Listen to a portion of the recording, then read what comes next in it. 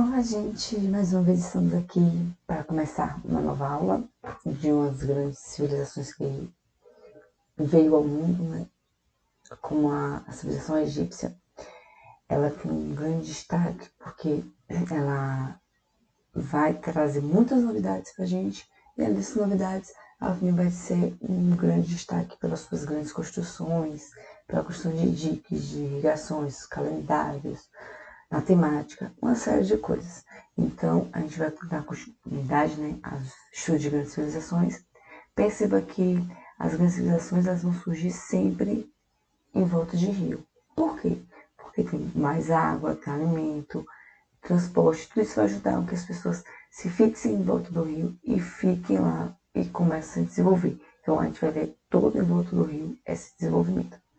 A gente vai abrir com uma frasezinha que é o Egito é uma dádiva do Nilo. O que essa frase quer dizer? Quer dizer que o Nilo, o rio Nilo, ele vai ajudar tanto a população como se o Egito ele fosse fruto do rio. Então é como se o rio ele fosse algo tão especial que fez o desenvolvimento do Egito. Essa frase é de Heródoto, né? Aqui é a localização.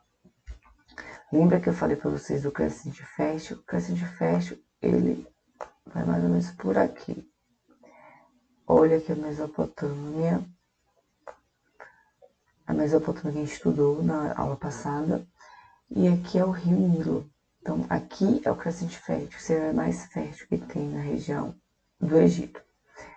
A África, lembrando que a África é um continente gigante, tem mais de uns 50 países a mais, e que vai ter várias características diferenciadas. Então, vamos ter aqui na África vegetação diferente, clima diferente, vários tipos de clima, vários tipos de vegetação e uma população bem diversificada.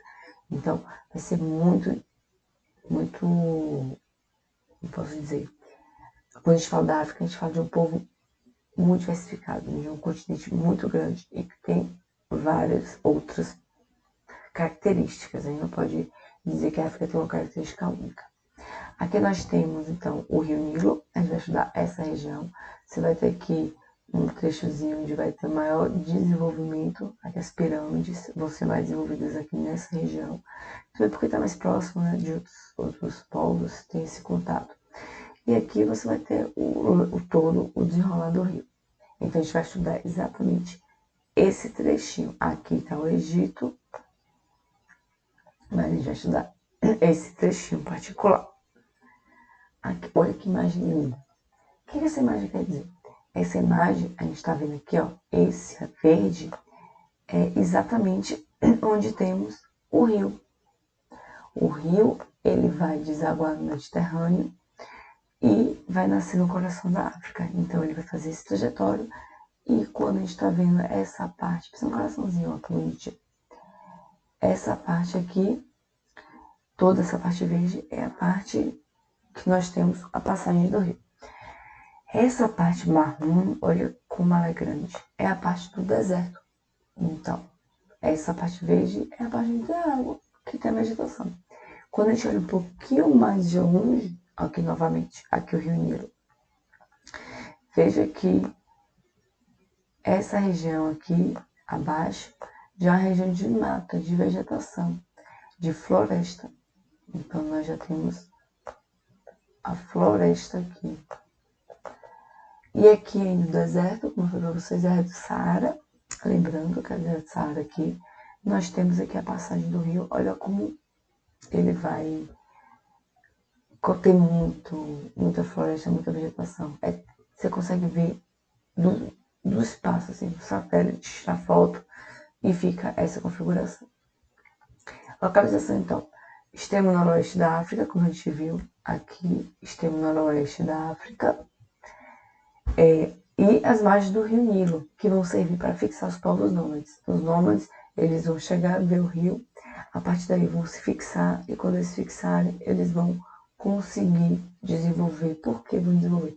Porque você vai ter muita água, você vai ter alimento em abundância, então eles vão conseguir desenvolver muito desse local. Por que o rio é importante?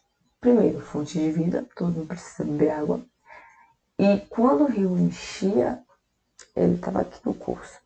Quando ele enchia, Aí, na época de cheia, aí ele voltava. Quando ele voltava ao normal, em volta das margens, ficavam muito férteis. Então as pessoas começavam a plantar ali em volta, ali tá próximo do rio, tá mais fácil de você irrigar.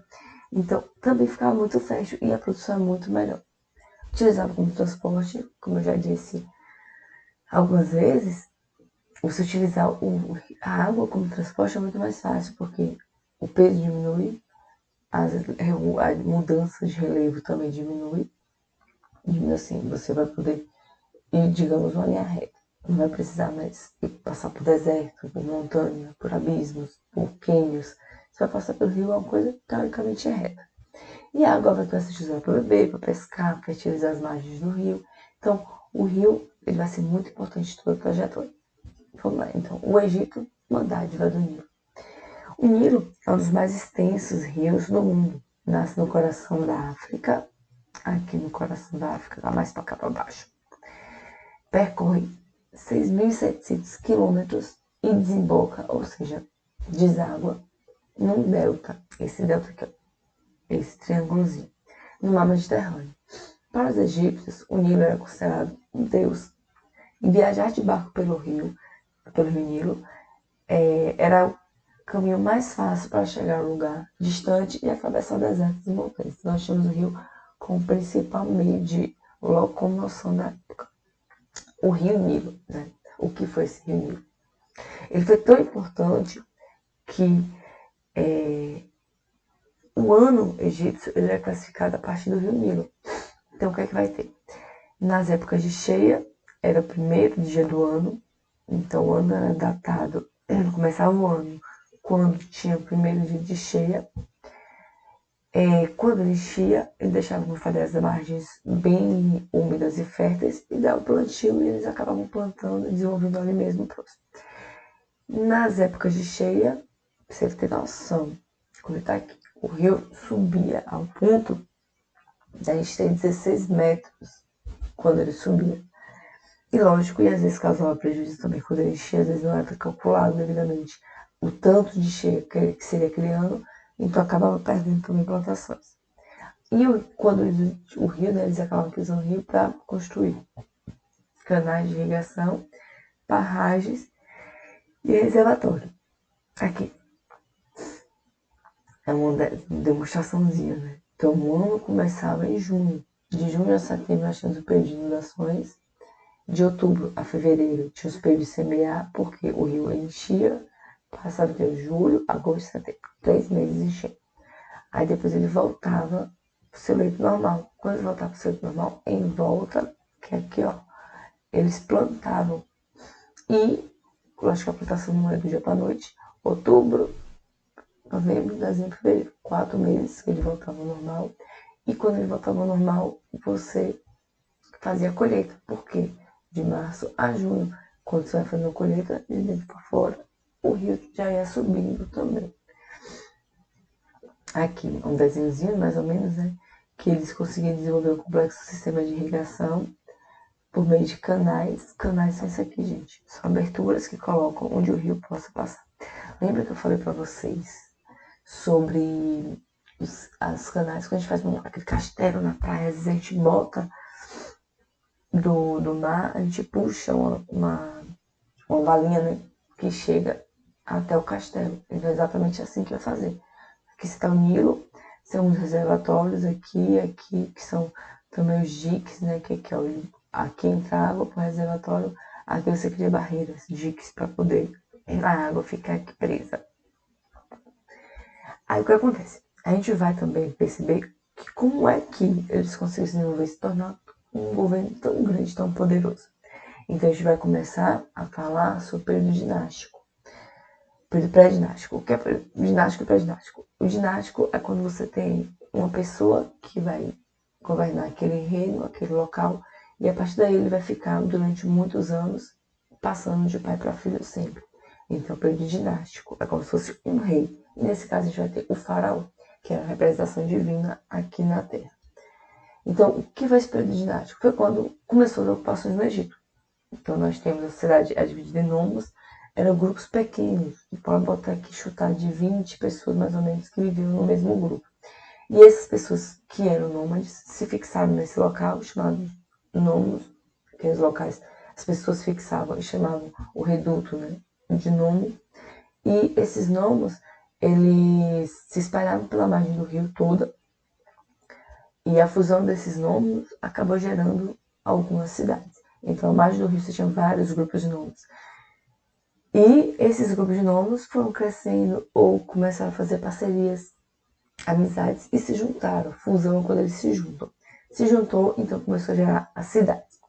Quando foi em 3500 a.C., os nomos se reuniram e formaram o Alto e o Baixo Egito. A gente vai desclassificar em duas formas: o Alto Egito e o Baixo Egito. Esses dois, eles vão começar por como é que vão surgir? É a junção de vários nomos, vai surgir cidades, as cidades vão juntar e formar os impérios, que a gente estudou que era o império nas aulas passadas. E vai surgir a partir daí então a primeira dinastia, uma dinastia no alto, uma dinastia no baixo. Quando foi 300 anos depois, em 3200, Menes, o rei do Alto Egito, ele vai unificar os dois Egitos, os dois reinos, e vai ser o primeiro faraó. Então, ele vai pegar e juntar os dois reinos, o baixo e o alto, e formar um reino só, um império, que vai ser chamado de Egito, e vai ser o primeiro faraó. Eles eram reis, agora vão ser faraós. Aqui, ó, nós temos essa divisão, né? Colocando como baixo Egito aqui, e aqui o alto Egito. Ai, pô, mas o alto não fica em cima. Lembra, a gente está falando de um mapa. Aqui é o mapa, mas na real, se você olhar, né, ele não vai ter essa classificação de alto e baixo. Até porque eles falam de alto e baixo Egito. O alto é exatamente onde o rio nasce. Ele está nascendo aqui, então ele vai ser chamado de alto. E aqui é onde ele desemboca, como a gente falou, é como ele deságua. Então aqui vai ser o baixo, porque é onde ele teoricamente acaba, né? Que começa a criar o mar Mediterrâneo. Aqui, antigamente os dois reinos, né, tinham duas coroas distintas, que era a coroa branca, que simbolizava o Alto Egito, e a coroa vermelha, que simbolizava o Baixo Egito. Quando Menes juntou os dois, criou-se essa coroa. Essa coroa nada mais é do que a junção das duas coroas. Essa mais essa vai ser igual a essa, que é uma nova coroa, né, para simbolizar que tem a união dos dois. Além disso, como vai ser um período muito grande, a gente vai ver que são mais de 3.000 anos de história. Aqui os egípcios, eles vão dividir em 3 períodos: Alto Império, Médio Império e Novo Império. A gente vai classificar esses 3 para poder se situar. Por quê? Porque se vai ter o Último Império, algumas coisas vão acontecer, construções grandiosas, ele vai cair. Aí vai surgir um período que vai ficar sem o faraó, sem a representação. Aí surge o Médio Império, quando os faraós retomam. E depois vai ter invasões de novo, vai cair. E depois vai ser o Novo Império. A gente vai perceber que vai ter muita invasão. Por quê? Quando ele começa a se desenvolver demais, começa a chamar atenção e internamente vai ter muitos problemas. Então você vai ter sempre essas invasões, esses fraquezas e por aí vai. Aqui o desenhozinho, eu botei aqui, é o desenho de dos Ixos, que vão ser quem vai invadir no Médio Império os egípcios, não o Egito. Aqui, primeiramente, vamos dizer a capital Mênfis, e depois a capital de Tebas, no Médio Império, e vai ficar por muito tempo. A formação política, então, vamos lá. Agora a gente fala sobre o Antigo Império. Foi o primeiro império que teve no Egito. Ele vai surgir entre mais ou menos 3.200, lembrando que foi quando Menes ele uniu os dois impérios, os dois reinos, o Baixo e o Alto Egito, juntou, tornou-se um império. A 2.300 a.C. Lembrando, quando a gente fala antes de Cristo, é do maior para o menor. Você vai fazer toda essa volta, essa decrescente até chegar no zero. Aí, então, nesse período, nós temos as grandes construções, principalmente as pirâmides, no Vale do Gizé, aquelas 3 pirâmides que são bastante famosas. a maioria da população vivia na servidão coletiva. O que é servidão coletiva? Todos trabalham como escravos e toda a produção é dada para o Estado. Então, eles não recebem salário por algumas coisas e eles vão trabalhar ou para o faraó nas obras públicas ou na agricultura para o faraó também, que vai pegar essa alimentação e vai guardar. Você vai ter a forte burocracia estatal, as leis, o Estado vai sempre mandar e comandar muito mais as coisas. Nós temos, então, em 2300, que já é o finalzinho do Império, nós temos um período de muitas colheitas ruins. Um ano em que a colheita não está decaindo. Quando as colheitas não estão decaindo, o imperador vai aumentar os impostos. Geralmente impostos são feitos são pagos através de alimentos, que você não tinha tanto foco assim de dinheiro. Então a população não vai aguentar porque está passando fome e tem que pagar mais pro rei, pro faraó, desculpe. Então o que vai acontecer? Rebeliões. E nisso o império não vai aguentar e vai então dar o fim do antigo império. Então lembrando, você vai ter o Menes vai juntar os dois impérios, você vai ter grandes construções, a população vai ver em sistema de servidão coletiva, então todos vão trabalhar para o Estado, forte burocracia estatal, e só que com péssimas colheitas, que lembre que a natureza ela é cíclica, né? Vai ter o clima ele é cíclico. A gente viu pela era glacial, que teve um período de bastante frio, depois a Terra voltou ao seu normal. Agora a gente tem períodos quentes também que acontecem em determinados anos. Então, o Império vai chegar ao fim. Aqui as pirâmides que eu falei para vocês. Tem história que fala que, se eu não me engano, é o Cinturão de Óleo, que essas pirâmides elas estão exatamente abaixo, alinhada com esse cinturão de óleo. Então, aqui você tinha essas grandes pirâmides, as maiores pirâmides eram os túmulos dos faraós. Então, os faraós, como eles acreditavam na vida após a morte, eles tinham que manter o corpo e sua riqueza segura. Então, você vai ter a construção de várias pirâmides ou várias construções grandiosas, que é como se fosse o local onde o corpo do faraó estaria protegido. O Médio Império. Esse Médio Império, ele vai se desenvolver a partir de 2050. Olha, a gente vai ter, então, um período que vai ficar um período vago, que vai ficar sem o faraó, mas vai ficar com outras representações. De 2050 até 1750 a.C., os faraós eles conseguem recuperar o poder dentro do Egito, restabelecem a ordem, e vai ser um período de muito crescimento econômico e territorial. Então ele vai conseguir se expandir, vai conseguir crescer, ficar rico e poderoso. Os Ixos, que vieram da Mesopotâmia, que a gente estudou na última aula, e os hebreus da Palestina invadem o Egito. Gente, é por isso que aqui vocês vão ver na Bíblia, por exemplo, a história que os egípcios escravizaram os hebreus. Mas por que escravizaram? Porque os hebreus eles foram para o Egito a fim de ter terras para plantar, terras mais férteis. Só que os egípcios não vão aceitar isso de forma tão pacífica e vão acabar que muitos hebreus vão ser escravizados. E por que escravizados? Porque geralmente inimigos de guerra eles eram escravizados. Quando esse pessoal migrou para lá, trouxe muitos problemas sociais e políticos, inclusive disputas de terra, de poder. Um dos faraós queria se tornar monoteísta e acabou gerando problemas também. Quando foi em 1800, os Ixos invadem a capital Tebas. Os Ixos vão ser bastante famosos por ser bons de guerra, então vão ser preparados para a guerra. Eles vão ter carros de guerra, lógico, gente, não é carro com motor não, viu? Calma lá. É tipo uma carroça em que vão ter cavalos, como eu botei aqui para vocês, ó. Aqui seriam carros de guerra para eles. Então perceba que os Ixos eles tinham o carro de guerra, já se locomoviam de rodas, lembra a Mesopotâmia, Vitor também é a roda, os mesopotâmicos. Então o que acontece? Eles utilizavam o cavalo, já tinham arco e flecha e tinham também muito material de bronze. Então instrumentos de bronze que eram muito, muito mais resistentes do que os outros, que de madeira, por exemplo, de outro tipo de metal.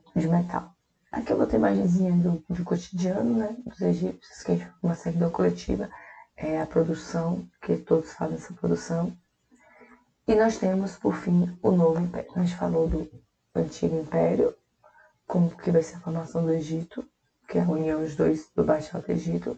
Nós falamos do Médio Império, e lembrando que ele caiu porque o Antigo Império, por causa dos conflitos, a população se revoltou.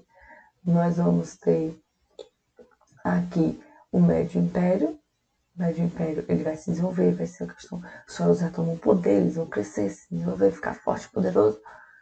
Só que aí os Ixos invadem, então eles perdem, o faraó de novo perde o seu poder, sua autonomia, e os Ixos governam por um bom tempo. Olha aqui, ó. A gente acabou em 1800, 1750. Depois de quase 200 anos, você tem a retomada do poder. Por quê? Você começa a ter a expulsão dos Ixos. Então os egípcios aprendem as técnicas dos Ixos e expulsam os Ixos de suas terras. Até esse novo império vai ter também aqui em 80, onde vai ter novas invasões.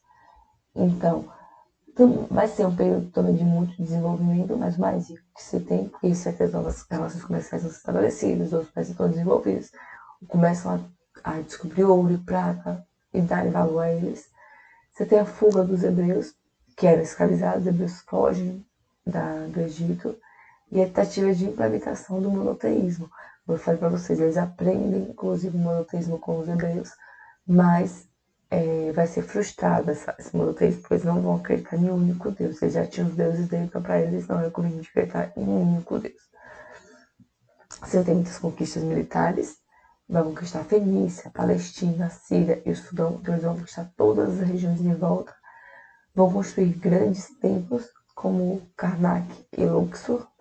Vão invadir a Síria em 662 a.C. Só que aí, como eu falei, fica grande, poderoso, rico, faz muito inimigo porque invadiu qualquer território. Você vai ter então outras invasões.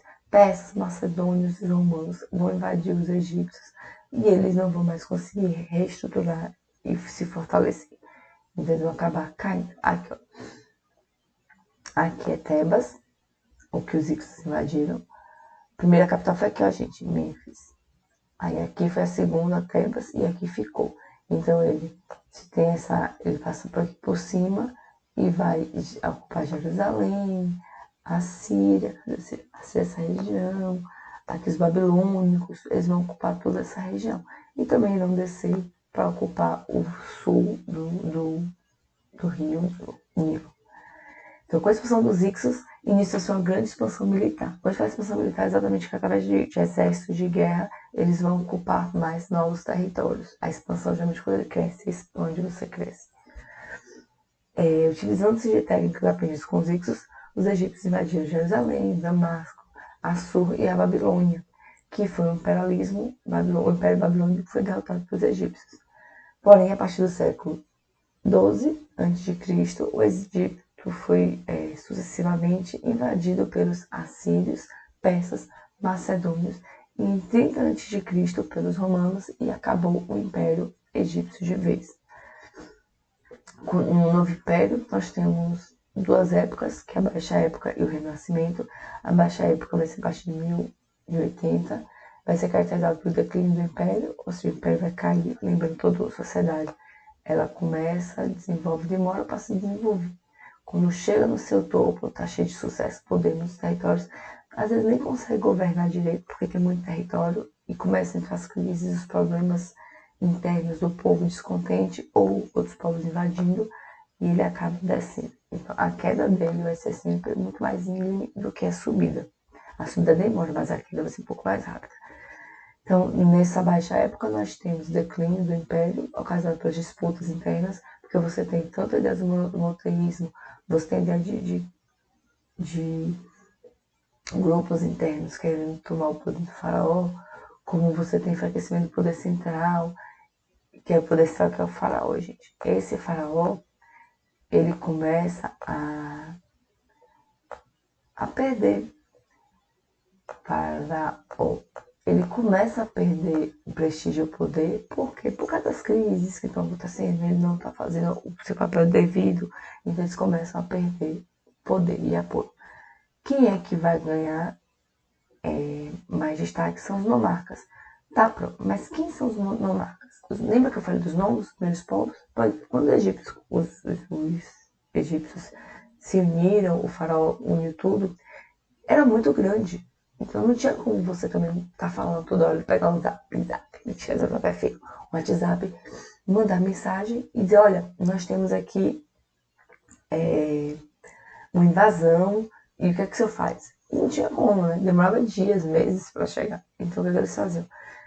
Os nomarcas, que eram os líderes dos nomos, eles ainda continuaram, ainda se mantiveram e viraram aliado do faraó.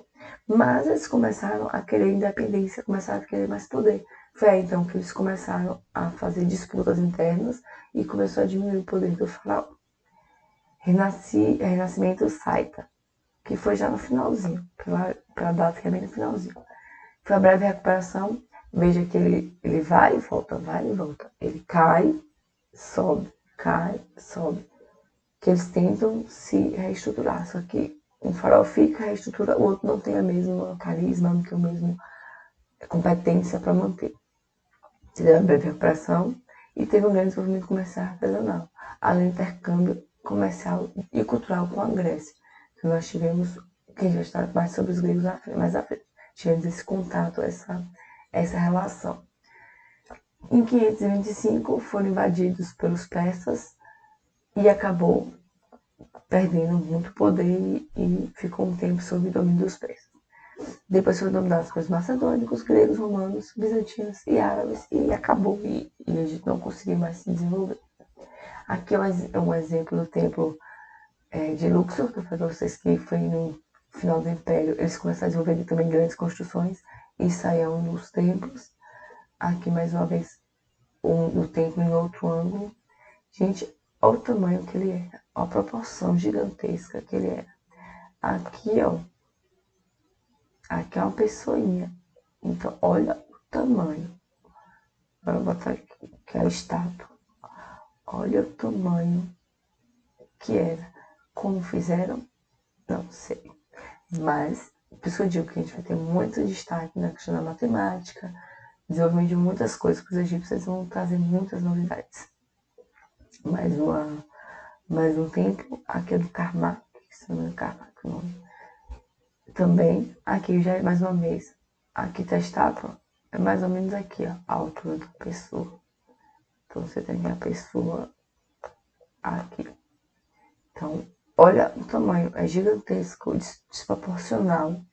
Mas por quê? Porque era faraó, então tinha que ter algo imponente, algo grandioso. Economia, basicamente agricultura e pecuária.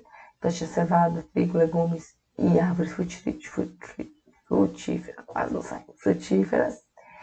Você tinha como pecuária porcos e cabras, então a base era porcos e cabras, mas como os Ixos invadiram, eles implementaram e colocaram bois e cavalos, que era comum da região dos Ixos. Estado, quando eu falo do Estado, era tipo o faraó, que era o rei, que mandava em tudo. O tipo rei, fala faraó, tipo rei. Ele era o dono dos meios de produção, então tudo que tinha lá era do faraó. Agricultura, pecuária, as obras, tudo era do faraó. As pessoas moravam lá porque tinha servidão coletiva.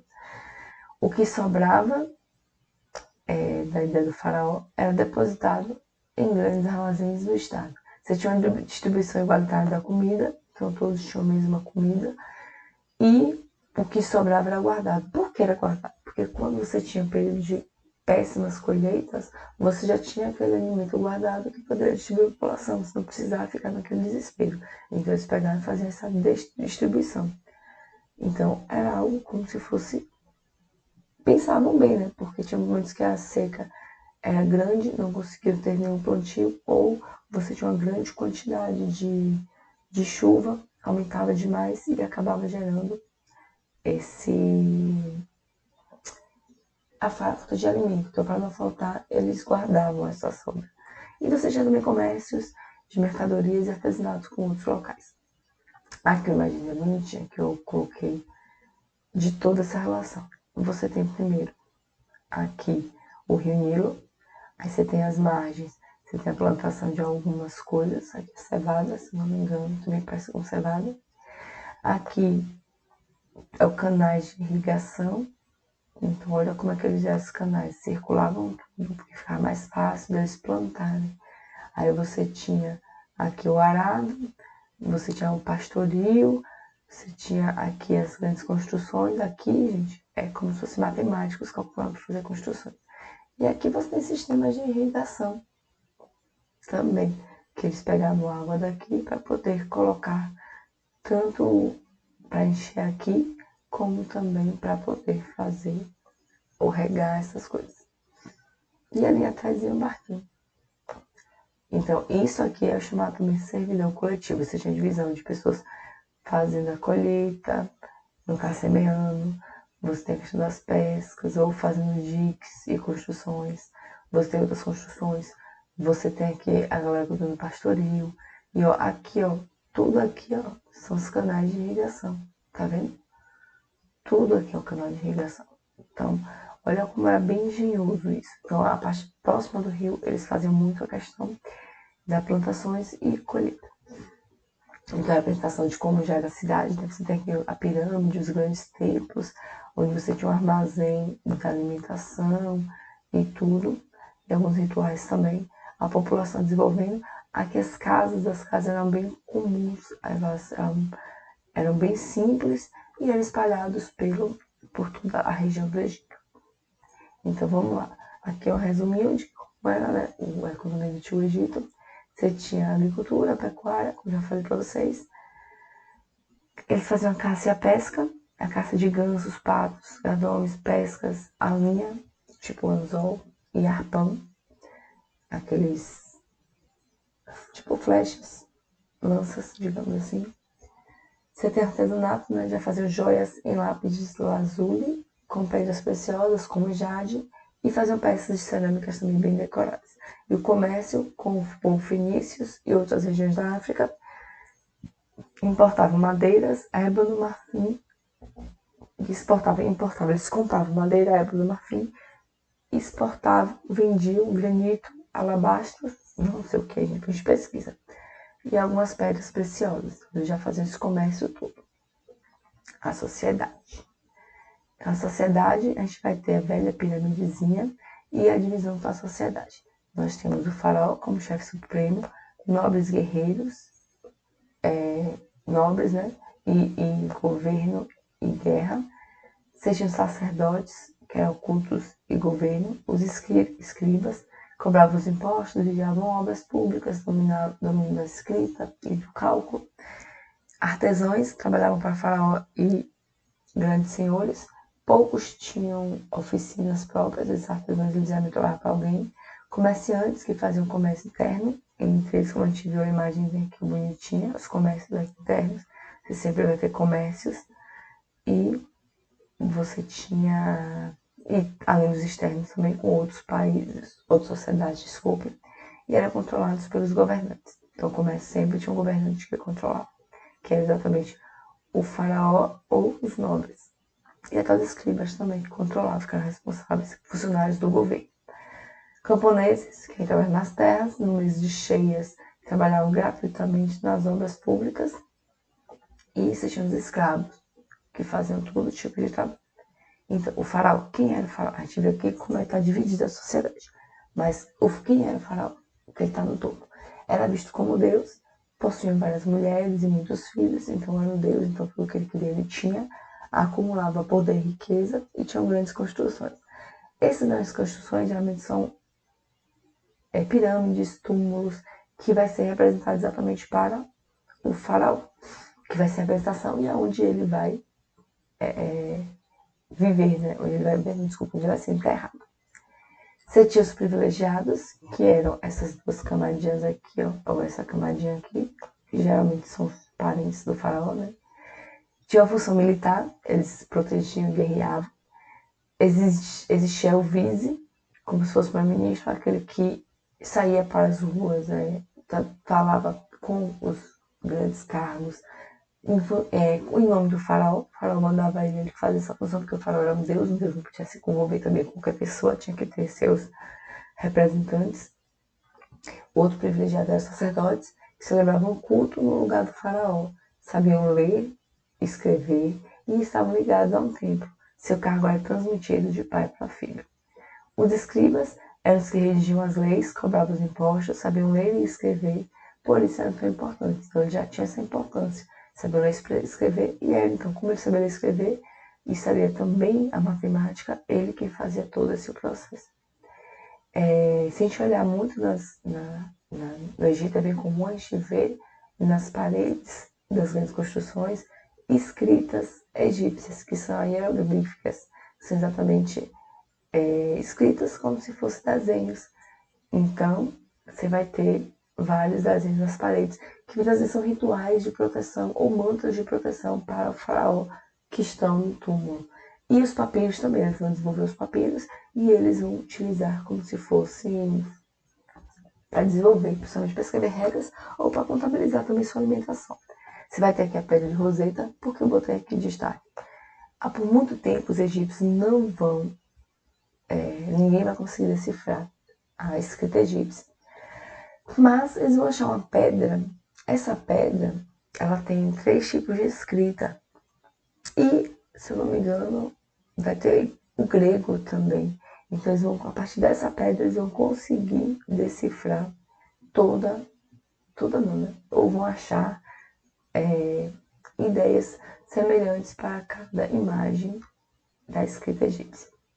Os artesãos e camponeses, a maioria dos egípcios eram camponeses e viviam em aldeias. Trabalhavam para o faraó, nobres e sacerdotes, ou seja, trabalhavam para todo mundo que tinha privilégio. Estavam sujeitos ao pagamento de elevados impostos em gênero e em serviços gratuitos do Estado. Então, como é que pagava imposto? Ou eu dava alimento, ou eu trabalhava gratuitamente para o faraó. Nós tínhamos escravos também, como eu falei, dos hebreus, eram prisioneiros de guerra e faziam serviços domésticos e os trabalhos mais pesados. Não tinham qualquer direito. Geralmente os faraós, gente, eles ficavam, era muito com, os escravos trabalhavam muito com o faraó. E os faraós, quando eles morriam, eles precisavam de todo o conforto para uma possível vida após morte. Então, muitos escravos eles eram enterrados vivos com o faraó, para que, quando o faraó voltasse para a sua outra vida, os escravos estavam ali para servir eles. Servidão coletiva. A maior parte do povo egípcio vivia no regime de servidão coletiva. Eram obrigados a sustentar o faraó e a elite dominante, pagando tributos em forma de bens e trabalhos. Bens riquezas que eles tinham, os artesãos, seus produtos e tal. Ou seja, entregavam aos dirigentes boa parcela do que produziam. Então aqui nós temos uma representação, né, de como seria o cotidiano dos egípcios. Religião. Eram politeístas, acreditavam... gente, vamos assim. Para não ficar muito longo o vídeo, eu vou cortar aqui na religião e o próximo vídeo já começa na religião, certinho? Mas assim, a gente falou então de como se formou o Egito, da relação econômica e da questão da sociedade. Então a próxima a gente começa com a ideia da religião, certinho? Tchau, tchau, até mais, até a próxima.